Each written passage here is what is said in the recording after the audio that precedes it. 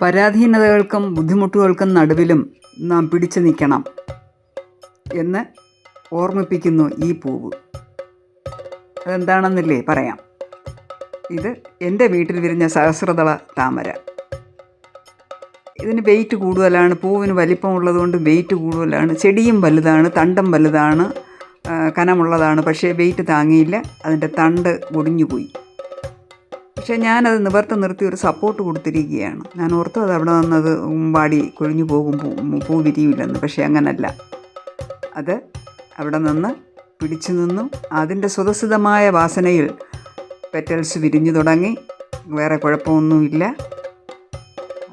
അത് നമ്മെ ഓർമ്മിപ്പിക്കുന്നു, പരാധീനതകൾക്ക് നടുവിലും നാം പിടിച്ചു നിൽക്കണം. പ്രകൃതി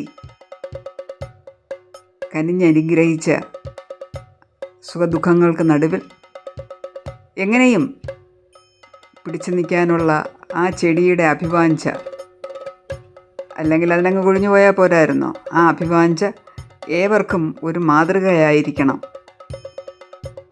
ഇനിയും അത് വിടരാനുണ്ട്. വലിയ പൂവാണ്, ഇതിനകത്ത് ധാരാളം പെറ്റൽസ് ഇനിയും വിരിയാനുണ്ട്. കാറ്റത്ത് പരിലസിച്ച് നിൽക്കുന്നു. ഇനി വീണു പോകില്ല എന്ന് തന്നെയാണ് ഉറപ്പ്. അതാണ് ഈ പൂവിൻ്റെ പ്രത്യേകത. ഇത് സഹസ്രദള താമര.